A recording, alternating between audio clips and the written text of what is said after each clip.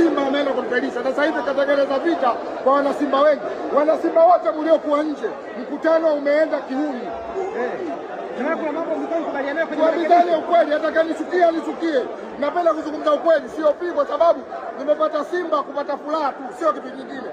Mkutano wa leo, mkutano wa kiuni, kwa atakayekubali, atakayekataa atajua mwenyewe.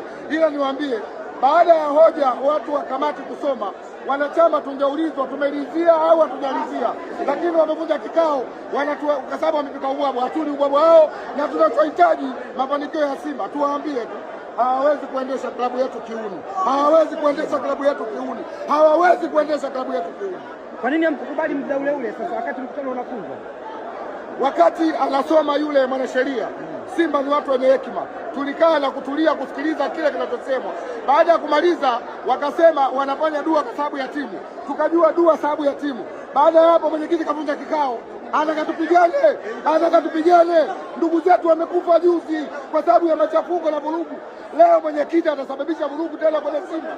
Serikali, mwangalieni huyu mtu, sio mtu sahihi kwenye klabu yetu, kwa sababu alichokifanya leo watu wamepaniki. Atakayetokea vurugu nyingine, mlimchagua wenyewe, lakini tumemchagua ili atuongoze, hatujamchagua ili mradi atuadhibu anachokifanya.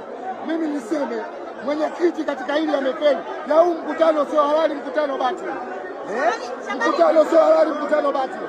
Tunahitaji mkutano, tunahitaji mkutano. Huu sio mkutano, huu mkutano wa chakula, huu sio mkutano. Mkutano wa chakula, watu wameitiwa ubwabwa wale, huu sio mkutano halali. Hakuna mkutano. Tunataka yale mapendekezo tujadili, tukubaliane.